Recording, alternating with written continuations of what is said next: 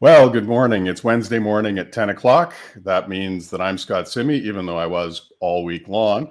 But it means we have our Drone DJ panel, and very pleased to be joined again, I think clockwise for you guys, Bruce Crumley, senior editor, Ife Zhao, who is a new panelist and contributor to Drone DJ with tremendous depth and experience in the drone world, and Ishvina Singh, who also has tremendous depth, particularly on the enterprise side of the drone world. First of all, just good morning, everybody. How are you doing?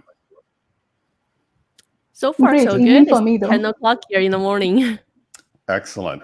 So we're going to start today with a topic I wrote about yesterday, which was about wildfires. And wildfires are a problem every single year, but they seem to be a particularly big problem this year. I think in BC right now, there have been more than 1,000 reported fires this year. And I think there are 250, something along that line, that are active at this moment. Also wildfires in the United States. And what we saw yesterday were two things. One, we saw an advisory issued by Transport Canada telling people, look, you need to keep your drones away from wildfires. We saw a similar notice go up from the FAA Drone Zone account.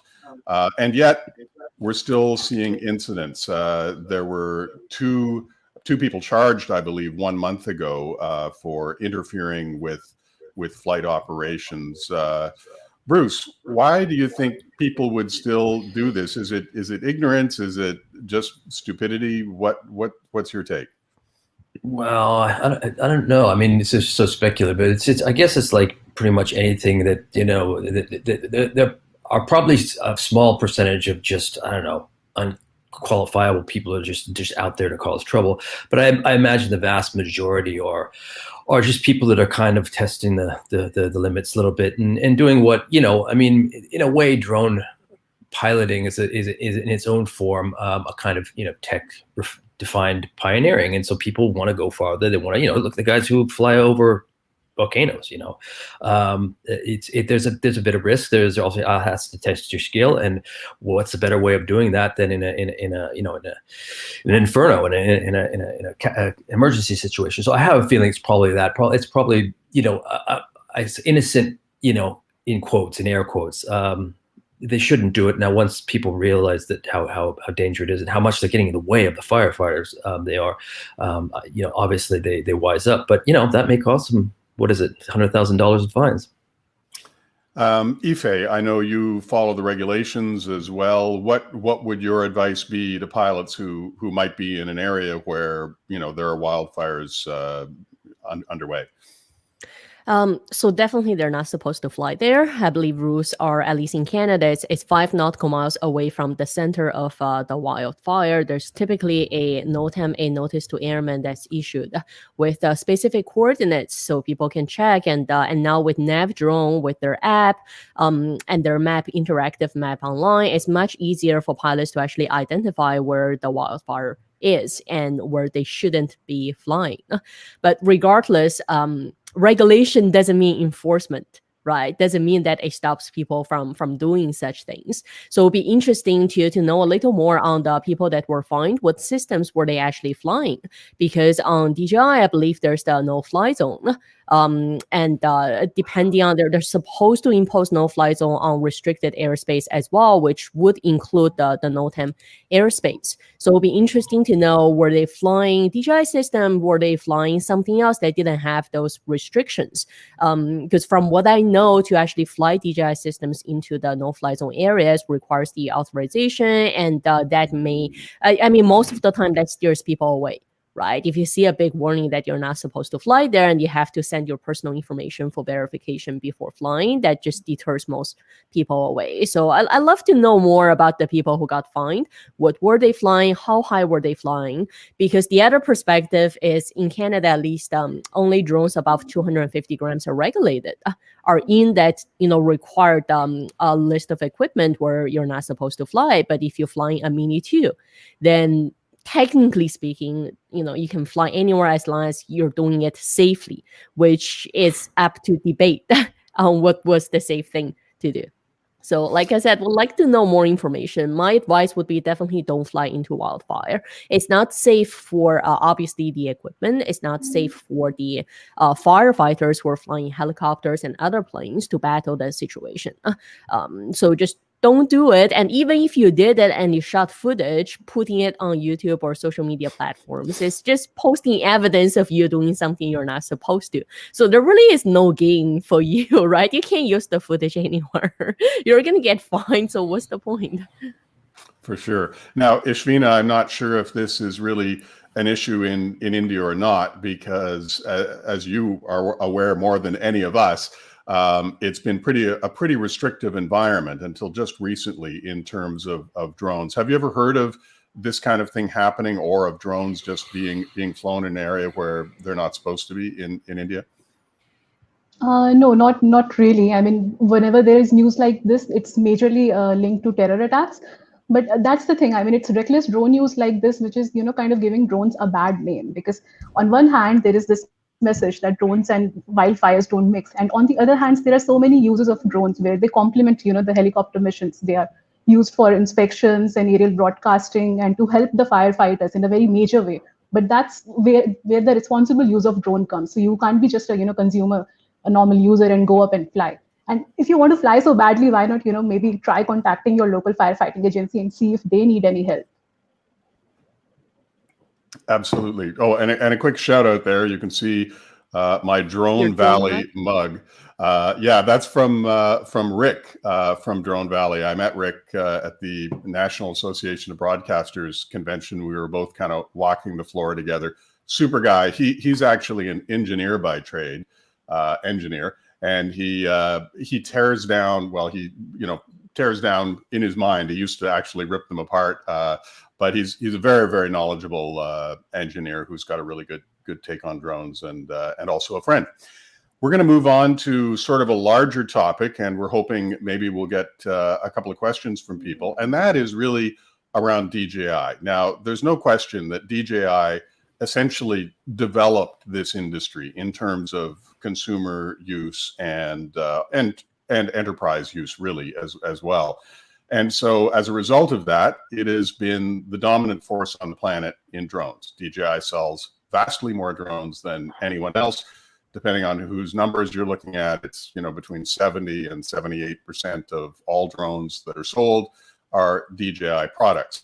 Now, so the question is, people are always saying, wow, will someone come along to knock DJI from its throne, which is a very, very daunting task. I mean, DJI has something in the order of 14,000 or 15,000 employees, and half or more of those employees are engineers. So I'm going to put this first to you, Ife. Do you see any single contender coming along that might pose a challenge for DJI? Where do you think things are headed? I always said that I wish there were. I wish there were more competition in the industry. Haven't seen any that's getting to the level of the playing field with DJI. But as you mentioned, Scott, there had been segments that are being tripped away. What I'm also interested in, this is the number I was never able to get, would be really interested to know how many drones DJI has manufactured or how many they are manufacturing per year. And would be nice if at least they can say, is it the consumer drones, is it the enterprise drones, right? Or is it the filming drones, just based on the categories they've divided them. So it'd be nice to see the numbers, because even though the small segments are being tripped away, but if the overall pie is growing much faster, right, then that means the overall units or market size, it's still growing bigger every year for DJI, even with the smaller segments being tripped away. And competition is not necessarily a bad thing even for DJI. Variety and diversity is always good. I know from running my own company, it was actually, the industry was more mature when we had worthy competitors in the market, when we had people who were driving also the quality and spending the effort to educate the customers in the market. If there was just one manufacturer doing that, it would be difficult. But there's always the overall, education and the market maturity. That's the effort of everyone who's in that market. like I said, I haven't seen anyone coming along, but super interested to see more in this fall, especially with Sony's Air Peak. I'm really interested in seeing that unit, especially with Sony, being such a large player in the overall general electronics field. Because drones, I mean, right now, if you look at drones, what's important is actually it's the flight controller in there, which essentially is a small computer. Right. So at some point, it's going to come down to the silicon. It's going to come down to the actual sensors on there. And it's also going to come down to the sensors that's on the camera. I mean, for the longest time before DJI bought Hasselblad, and their main camera sensors were all from Sony. So they can own the market, they can have the usability. But if a large player like that comes in, and I wonder if at some point, if there's enough US manufacturers, if there's a shortage for DJI on the actual sensors, would that hurt their market rather than a consumer or their customer's choice? Gotcha. Ishvina, you really have your finger on the pulse and have had for many years on the enterprise world. Do you see some contenders there, or do you think it's going to be really a lot of different companies that produce drones that do specialized tasks that perhaps some of the DJI products cannot carry out, and that will erode some of their numbers? What's your take on where things might be headed? Well, I think DJI, it's anyway kind of, not trying to compete in every segment. I mean, for example, they don't have a VTOL drone yet, and that is something they can easily do. Their controllers are capable of that. Like you mentioned, they have an army of engineers, so why not produce a fixed wing VTOL? But they're not getting into that. And maybe, that kind of alludes to the fact that they are going after a larger chunk of the pie. So they see the numbers because everything they produce, they do it at scale. And that is how they are, able to make their drones. They are reliable, but cost effective as well. So that economy of cost comes from the fact that they are doing everything at scale. So if they see the demand coming from, a segment where they're not present and they should enter into, they would definitely do that. Why not? Bruce, any thoughts from you when you look at the big picture of the industry? Well, as we were talking about before we started the program, it's really an interesting time because everybody's in agreement that the drone market across all sectors is not only booming but about to just explode. It's gonna, we've all heard of all the different and proliferating different kind of applications, from delivery to to mapping to infrastructure inspection, what have you, cinema, and the question air taxis, and so the question really is once this explodes, presuming it does, where is it going to explode? Will this continue to be a consumer driven demand, or will commercial or enterprise applications really take the upper hand and make the consumer side look like peanuts? And if that's the case, then I think what you've all said before will be a really critical factor, is that if DJI is not positioned to come out with very quickly very niche developed drones for enterprise use, we maybe see it overrun, ended around with the consumer side taking the back seat. But that's the whole question, which will lead the explosion. The interesting thing is that DJI, because of the nature of the company, is that it likes to produce at scale. So it doesn't really design drones that are going to be niche products for one particular aspect of the enterprise world or for first responders. It produces drones that it knows it can produce in numbers and sell in numbers. And yet there are some other companies out there, Skydio comes to mind, that has a unique sort of value proposition in that it's packed with a little more AI than we see in the DJI products. It has its 3D scan software where once you identify the parameters of what you want scanned, the drone essentially goes off and does its own thing and does it very, very well. So when I look at it, I kind of think there's not going to be a single, as we were discussing, not a single company that comes along and suddenly starts taking a massive market share. But I do suspect that companies like Skydio or Percepto and others will begin to nibble away and take some of that base because they've got a product that DJI at the moment cannot compete with. But as we mentioned, when you've got that many engineers, and DJI, believe me, DJI loves being in the position that it's in, and is a very competitive company.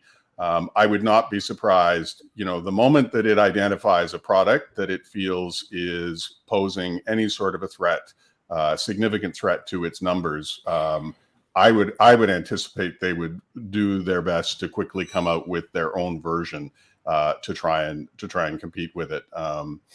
Any thoughts from anyone? Want to jump in without me pointing a finger directly? I'll just jump in quickly. So I think strategically for DJI, they're going from more of a bottom up approach. They're grabbing the bottom numbers, the consumer numbers, the younger crowd, which they did a great job when Phantom 2 was kind of the first one, but Phantom 3 is when DJI's market really exploded in terms of usability, right? I remember we used to having to assemble, I don't know if you can see the big drone behind me, and there's a little X Pro heli over there. We used to having to buy parts and solder parts and put everything together. So Phantom 3 was really the first one you can walk into a store, buy it, and ready to fly. Versus the other enterprise drones, really, they're going more from a top-down perspective, right? They're driving. Equipment cost is only a portion of it. It's the program implementation for any enterprise entities. It's also the software cost, the fleet management, right? Your regulatory compliance is everything that comes in for an enterprise. Versus when it's for consumer, it's someone walking into Best Buy, picking up a drone and goes to fly. But for enterprise, it's a much more comprehensive process. So I believe the other enterprise drones, they're going more from the top down. They're providing an overall solution. Versus DJI, they're going from the bottom up. They're grabbing the larger enterprise crowd. The larger consumer crowd. And they've got to meet somewhere. And the question is, we're in the market and we're in numbers they're going to meet and push, start pushing each other. They haven't, I don't believe they've really come, head on yet. Well, it'll be interesting to keep an eye on. This certainly is not a battle that's going to take place overnight. We're talking about many, many years as we move forward. And as we do move forward, we're going to switch topics now. Ishvina, I'm going to come to you because you had an interesting story this week around Amazon and drone delivery. What's up with that?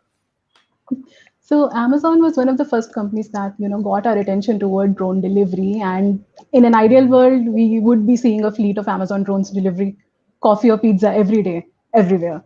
But that's not happening. And the news of their program kind of collapsing have been coming in since the last month. There was an expose by Business Insider, and then Wired has a report in which they have interviewed a ton of their employees and found out how high the attrition rate has been. There has been infighting in the company. The direction is not clear between different departments, what they're supposed to do. And there have been some major safety issues as well, in the sense that the data analysis team in the UK, there have been instances where employees are saying that, we have seen people drink beer in the morning in the office, and somebody who is supposed to kind of analyze whether, in the drone footage, if there is a threat or not, where the drone can deliver the product here or not, they have kind of, programmed their computer to just approve all kind of imagery. And that kind of goes into the base of their AI system. So there's a big safety issue also. And in the UK, what has happened now is that more than 100 employees have been, let go. And the ones that they are remaining are being transferred to different countries, into different departments. So essentially, it's safe to say that, Prime Air wouldn't be taking off in the UK at least anytime soon. And in US also, they've had the permission from the FAA since the last year, and we are not, essentially seeing any progress on that front. It's funny when you mentioned Prime Air, it reminded me that a good friend of mine actually interviewed for a job with Amazon to be a senior person with Prime Air, probably 4 or 5 years ago now. It was probably a year or so after the big CBS unveil where Jeff Bezos, showed off his plans for Amazon delivery. So I guess it's a good thing he didn't take the job, but it does make you aware as well that, there are definitely hurdles here in terms of drone delivery. Now, it's one thing to talk about a system like Zipline, which is in Africa, and is delivering medical supplies that are literally saving lives every single day. I mean, what Zipline is doing is absolutely incredible, but it's in airspace that is certainly not the same as North American airspace in terms of traffic. It's in a different regulatory environment. It likely does not have anyone who's going to object to seeing an electrically powered fixed wing drone fly overhead briefly on its way to dropping a package by parachute at a medical clinic that its destination. On the other hand, you know, the idea of drones delivering products in urban centers, even if the uncrewed traffic management piece is solved, and that will be solved at some point, there are still many other hurdles, including public perception.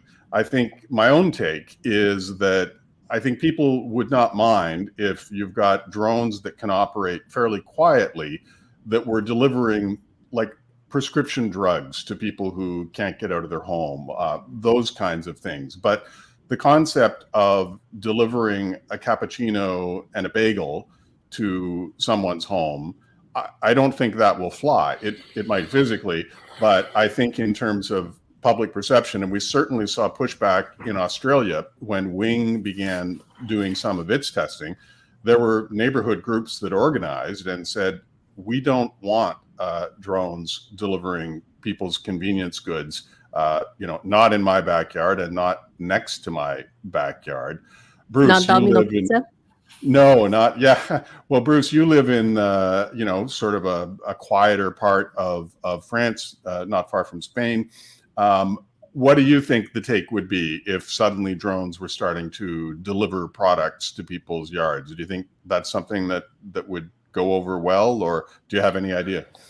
I have a feeling it would be at once both more and less energetic than we saw in Australia. The more less energetic would be people say, "Oh, it's kind of cool, you know, kind of neat," and then the far more energetic would be what the hell are these things buzzing over our head? It's just, you know, there's a very the French are very jealous of their privacy, and frankly, as I noted in a story this week on the test use of drones to spray anti-mildew solution in vineyards, which is only legal due to a waiver and is restricted even in being testing.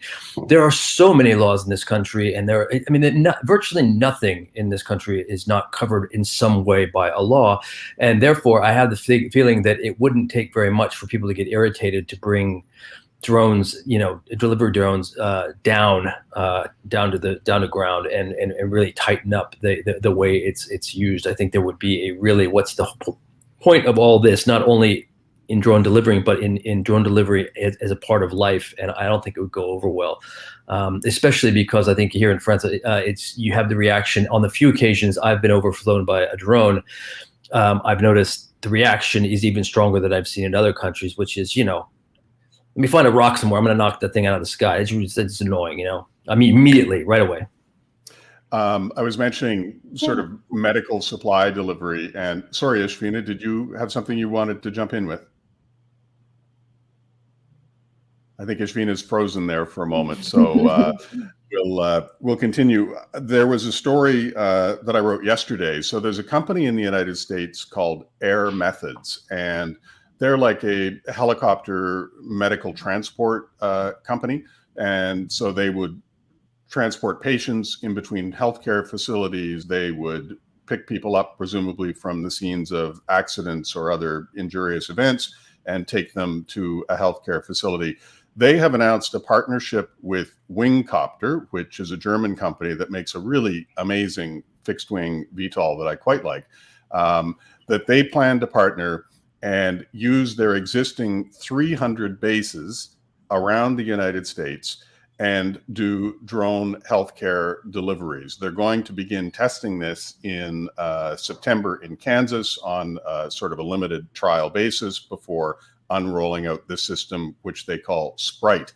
And I guess, you know, the question is, are they kind of getting ahead of themselves when we don't have the uncrewed traffic management system in place yet, or because they're potentially going to be delivering to more rural areas, whether that will make it easier for them in terms of the regulatory landscape. And certainly we've seen before that once you're in a sparsely populated area, you are more likely to obtain an FAA waiver or a special flight operations certificate in Canada for beyond visual line of sight flights. And of course, any drone delivery is going to be beyond visual line of sight. Otherwise, you might as well just walk it there.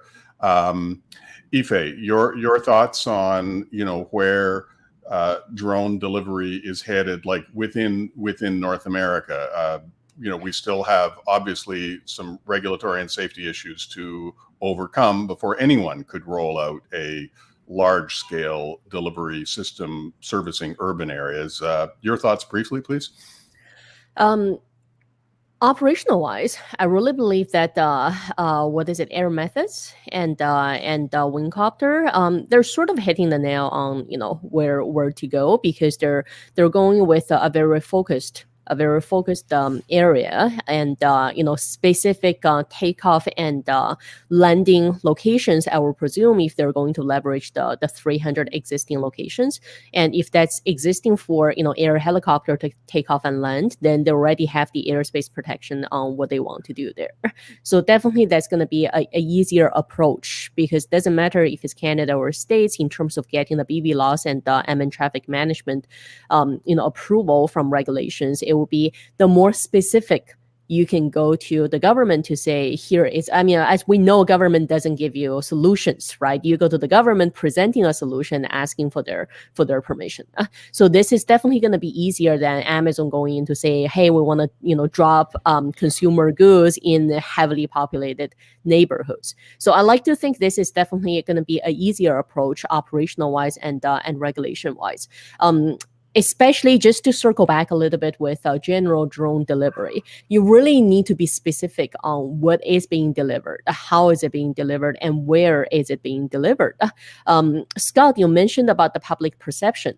It's one thing about public perception when goods are being dropped in someone's front yard, how people look at it.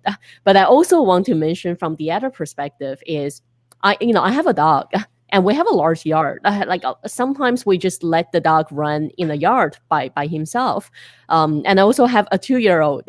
So I have a 2-year-old son. So I'm not sure if I want a drone delivering goods to either my house or my yard, because my dog just may get interested and run towards it. And I'm sure people having pets have, the same concerns. And same thing with smaller kids. It's going to be very difficult to control them when, something just drops in the air into your yard. So I think those are bigger concerns. And overall I don't see anyone answering those questions. I don't see any of these solution providers answering those questions. So I'd like to know how they're looking to solve it. Without a solution, nothing is really going to get done with public perception. Now, Ishvina, you obviously are very familiar with what Zipline has been doing in Africa. Are there any, not similar to Zipline, but are there some healthcare deliveries that are taking place in India at the moment in rural areas that you're aware of? And if not, do you see a need for this kind of service, a benefit? Yeah, the trial programs for such deliveries are on, and they are happening in tandem with BVLO's deliveries, which are also in the trial phase right now. But the main issue here is that the medical drone deliveries have a very focused program, and it's easy to get subsidies and funds for medical drone deliveries because it's an emergency use, life-saving drugs and other things that you mentioned. The problem comes in the cost effectiveness of mass drone deliveries. I mean, in India, you can get somebody to deliver food to your place at a minimum wage of 30 cents, if I were to compare that to dollars. And it doesn't make sense for any kind of drone delivery company to try to do that at a mass scale in any case. Gotcha. Well, it's amazing how quickly time flies. We're almost at the half-hour mark, but before going, I wanted to drop in that there was another type of drug delivery by drone on July 22nd. This happened in Ontario. That's the province that Ife and I both live in Canada. And what happened was a drone, it's believed a drone, dropped contraband over Warkworth Institution, which is a prison about 2 hours east of Toronto. And the authorities say that the bundles that were picked up by the guards, which included cigarettes and drugs that were not identified, were worth almost 300,000 Canadian dollars. So either a heavy lift drone was involved or more than one flight, you'd think. But I'm surprised that in a day and age when there are a number of drone detection and countermeasure systems available, that these prisons apparently don't seem to have such systems in place. And I think we'll follow up this topic next time around. But hey, $300,000 drug and cigarette drop by drone, unsuccessful. And the authorities say they're keeping a very close eye on the airspace. So with that, we will wrap it up. We're at the half-hour mark. I want to thank Bruce Crumley, senior editor, Ishvina Singh, senior editor, and Ife Zhao, who is a very knowledgeable panelist joining us weekly and will be contributing to Drone DJ on a weekly basis, at least coming up very soon. And I spoke with Ife yesterday. She's got some great ideas that I think we're all going to enjoy reading. So thank you all for joining us, and we'll see you next week. Bye-bye. Thanks, everyone. Thank you.